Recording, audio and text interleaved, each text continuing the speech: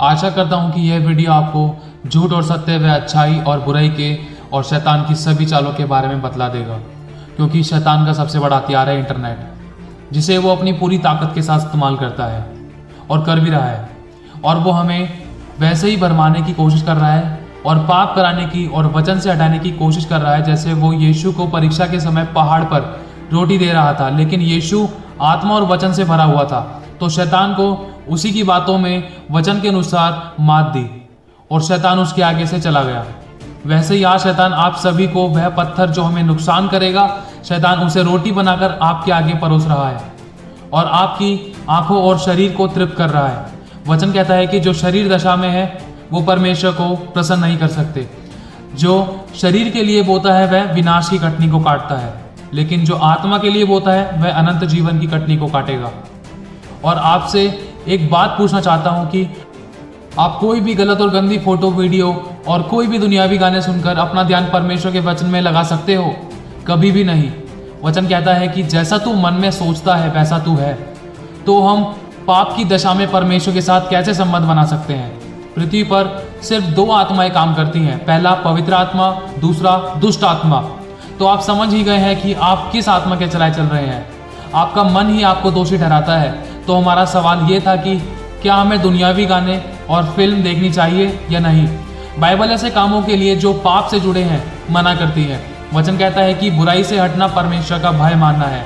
यदि हमने किसी स्त्री पर गलत दृष्टि भी डाली और गलत सोच भी लिया तो पाप कर दिया। तुम कानों से परमेश्वर के वचन से ज्यादा दुनियावी शारीरिक आनंद लेने की कोशिश करते हो। यदि कभी भी आपको जिस दिन दुनियावी आनंद की जरूरत पड़ी तो समझ लेना कि परमेश्वर का आनंद सामर्थ्य तुम्हारे अंदर से चला गया है, क्योंकि हम परमेश्वर के आनंद का इनकार करते हैं और शारीरिक संसारिक अभिलाषा में डूबकर पाप करते हैं। क्योंकि जैसे ही पतरस ने पानी पर चलते हुए अपनी नजर प्रभु से हटाई तो वह गिरकर डूबने लगा।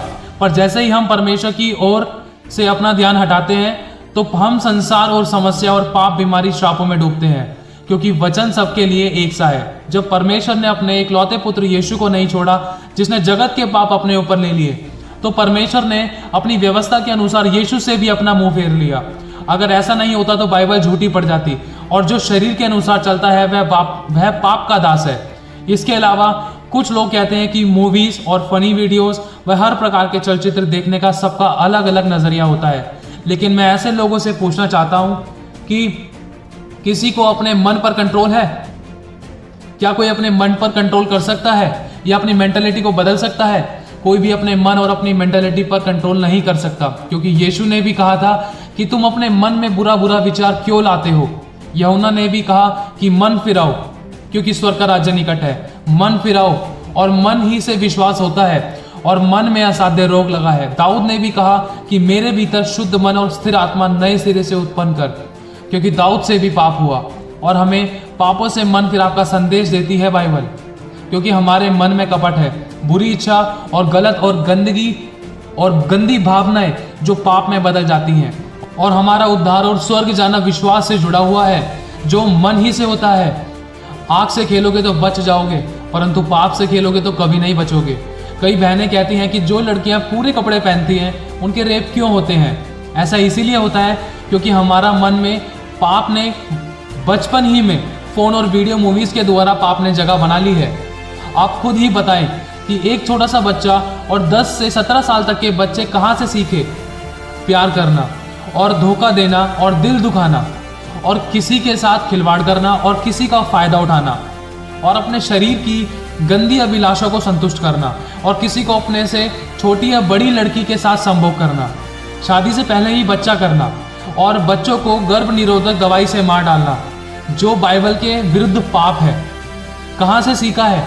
और बच्चों का छोटे और गंदे नंगे कपड़े पहनना और अपने शरीर के अंगरखा जो पिता ने हमें पहनाया था उसे चीर फाड़ करके और बिना कपड़ों के लोगों को अपना तन और बदन दिखाकर एक ऊंची शान समझना और गलत बातें और गलत काम जो हमें जानने भी नहीं चाहिए थे उन्हें परिवार पर लागू करना और घर खराब करना। और जिस उम्र में बच्चों को सिर्फ पढ़ाई और लिखाई और भले कर्म सीखने चाहिए थे, उस उम्र में बच्चे माँ बाप के बस से बाहर होकर उन्हीं को घर से निकालने की बात करते हैं। क्या कोई भी ऐसी बातें अपने मन से हटा सकता है? और अपनी अपनी मेंटेलिटी को बदल सकता है? क्या कोई भूल सकता है अपने बचपन को? और क्या कोई भूल सकता है अपने बीते हुए 10 से 20 सालों को? यदि हाँ, तो फिर हमारे माता पिता को भी हमें भूल जाना चाहिए था, और जो हमारे बहन और भाई हैं उन्हें भी हमें भूल जाना चाहिए था, क्योंकि वो भी तो हमारे मन में याद रहते हैं, वो भी तो हमारी मेंटेलिटी है। ऐसा कोई भी नहीं कर सकता। और आज आपने देखा ही होगा कि लड़के जात ने पाप को करने और अपनी शारीरिक अभिलाषा को तृप्त करने में कोई भी कसर नहीं छोड़ी। एक लड़के ने अपनी बहन, भाई, माँ और यहाँ तक कि अपनी बेटी और बहू तथा अपने विद्यार्थियों को और वस्तु और जानवरों को भी नहीं छोड़ा। और क्या इसे कहते हैं आप अपने मन पर और अपनी मेंटलिटी पर नियंत्रण रख सकते हैं? इन सब बातों को जानने के बाद भी इसी कारण संभोग के लिए लोग एक दूसरे के शिकार बन गए हैं, और कई देशों में तो ऐसे रूल्स भी पास कर दिए गए हैं। ये वही पाप है जो पुराने नियम में सदोम और गमोरा में होता था, जिसमें परमेश्वर ने आग और गंधक के गोले बरसाकर सबको नष्ट किया था, क्योंकि उनका पाप परमेश्वर की दृष्टि से छुपा नहीं था। ये सभी शैतान की चालें हैं, और जो हमें टीवी, मूवीज और गलत और गंदे मजाक, जोक और अश्लील भरे चित्र और फिल्म दिखाने की, और जिसके द्वारा हम परमेश्वर की योजना से हटे और परमेश्वर के विरुद्ध पाप करें और परमेश्वर हमें दंड दे। जैसा कि लिखा है 2 थिस्सलुनीकियों 1:8 में कि और जो परमेश्वर को नहीं पहचानते और हमारे प्रभु यीशु मसीह के सुसमाचार को नहीं मानते, जो पाप से मन फिराने और परमेश्वर से प्रेम रखने का है, उनसे पलटा लेगा। वे प्रभु के सामने से और उसकी शक्ति के तेज से दूर होकर अनंत विनाश का दंड पाएंगे। जब परमेश्वर ने अपने इकलौते बेटे को नहीं रख छोड़ा, तो जो हम उसके वचन को हल्के में लेते या हंसी में उड़ा देते हैं या ध्यान नहीं देते, तो हम कैसे बख्शे जाएंगे? वचन कहता है कि जो परमेश्वर की आज्ञा नहीं मानता वो दुष्ट है, और दुष्ट विपत्ति भोगने के लिए ही बना है। तो अब आप जान लो कि जीवन और मरण की बातें आपके सामने रखी है, चुनाव तुम्हारा ही है। शैतान ने इस इंटरनेट को अपना हथियार बनाकर हर एक घर परिवार की संस्कृति को भ्रष्ट करने की ठानी है। कहीं आप इसमें उसकी मदद तो नहीं कर रहे? एक बार अपने आप से पूछो कि आपके मन में शादी से पहले दूसरे के प्रति ये किस प्रकार का प्यार आ गया है जो परमेश्वर के लिए नहीं है। यीशु मसीह ने भी कहा था कि तूने पहला सा प्रेम छोड़ दिया है। कहीं हमने अपना पहला प्रेम किसी और को तो नहीं बना लिया? कितने लड़का लड़की शादी से पहले प्यार करते थे और आपस में सहमत होकर भाग जाते थे और अपनी जिंदगी बिताते, और फिर एक दूसरे को छोड़कर किसी और की जिंदगी खराब करने को शुरू हो जाते हैं। ये सभी इंटरनेट के द्वारा हुआ है, और इस ही जनरेशन में लागू हुआ है। बुजुर्ग लोग जो पुराने जमाने में बेटी को देखते भी नहीं थे, आज बेटियां और बाप आपस में छोटे कपड़े पहनकर एक दूसरे को आकर्षित करते हैं और कहते हैं कि ये सब तो कल्चर है। दूसरे देशों में भी तो ऐसा होता है। जो पाप किसी और के घर का हो, उसे अपने घर का मित्र मत बनाओ। मतलब कोई भी ऐसी बुरी विचारधारा या कोई भी ऐसे काम अपनी जिंदगी के रूल में मत लाओ जिससे कि आपके बच्चों पर बुरा प्रभाव पड़े और वे आपके सामने खुल जाएं। कहीं ऐसा ना हो कि वो भी आप ही की तरह व्यवहार करें और पाप की विचारधारा और गंदा रहन सहन रखें और कहें कि पापा मम्मी ये तो उसके भी घर में होता है ना, वो भी तो करता है, और उस देश में भी तो होता है ना, ये तो कल्चर है। और कहीं ऐसा करके अपने साथ साथ आप अपने बच्चों के लिए नरक के दरवाजे ना खोल दो। और हम ये कहते हैं कि प्रभु यीशु तू मेरे साथ चल, और जैसा कि हम गीत भी गाते हैं कि मेरा उठना बैठना चलना तुझे भाता रहे, मेरे जीवन में यीशु तेरा नाम जलाल पाता रहे। बस मैं इतना कहना चाहूँगा कि आप जो वस्त्र पहनते हैं, एक बार अपने आप से पूछो कि कहीं प्रभु यीशु मसीह को आपके साथ चलते हुए शर्म तो नहीं आती, और वो हमारे जीवन से जलाल के बदले बुराई और नफरत तो नहीं पा रहा। और मूवीज और वीडियो में क्या दिखाया जाता है? एक दूसरे पर दोष लगाना, गंदे शब्द व अश्लील चित्र और हंसी मजाक के जोक्स। क्या आपने कभी नहीं देखा कि किसी भी छोटे से छोटी ऐड में जिसमें लड़की अपने नंगे बदन को दिखाकर उस ऐड को पूरा करती है, और यहाँ तक कि उस ऐड में लड़की की जरूरत भी नहीं होती। ऐसा इसीलिए होता है क्योंकि शैतान आपसे ज्यादा बाइबल को जानता है और उसे यह भी पता है कि कैसे इंसान को पाप में डालना है। जो पत्थर हमारे लिए नुकसानदायक है उसे शैतान रोटी बनाकर हमें भरमाता और वचन से हटाकर पाप में डालता है, और हम उसकी दी हुई रोटी को बड़ी आसानी और बड़ी खुशी के साथ खा लेते हैं और वचन को तुच्छ जानते हैं। यही हमारा चुनाव है। आज हमारी युवा पीढ़ी क्या यही नहीं कर रही?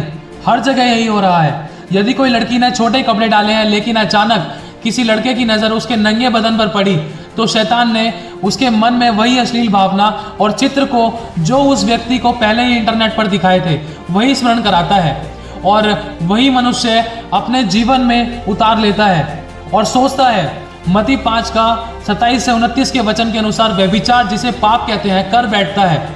वो लड़की अनजाने में कई लोगों का ठोकरों का कारण बन गई और वचन कहता है मत्ती 13 का 41 से 42 के अनुसार कि मनुष्य का पुत्र अपने स्वर्गदूतों को भेजेगा, वे उसके राज्य में से सब ठोकरों के कारणों को और कुकर्म करने वालों को इकट्ठा करेंगे और उन्हें आग के कुंड में डालेंगे जहां रोना और दांतों का पीसना होगा। ये वही आ गया जहां वो धनवान व्यक्ति गया था, जहां उसने कहा था कि मैं इस ज्वाला में तड़प रहा हूं। वचन सबके लिए एक सा है। यदि ऐसा नहीं है तो बाइबल झूठी पड़ जाएगी और ऐसा कभी नहीं हो सकता। मत्ती 24 का 35 के अनुसार इसीलिए ये सलाह आपको देना चाहता हूं कि ये सभी फिल्म, हॉलीवुड और बॉलीवुड हंसी मजाक के चुटकुले जो थोड़ा थोड़ा करके आपके समय को खा जाएंगे, बिल्कुल मत देखिए, क्योंकि ये सभी आपको नरक से बचा नहीं सकते और ना ही किसी को देखने दे। पहला थिस्सलुनीकियों 1:14 के अनुसार कि हे भाइयों, हम तुम्हें समझाते हैं कि जो ठीक चाल नहीं चलते उनको समझाओ और कायरों को ढांढस दो, निर्बलों को संभालो, सबकी ओर सहनशीलता दिखाओ। यदि परमेश्वर की आत्मा ने आपसे बात की है तो इस वीडियो को अपनी बहनें और अपने भाइयों को जरूर शेयर करें ताकि सब पाप से बचे रहें। प्रभु आप सभी को बहुत आशीष देता रहे।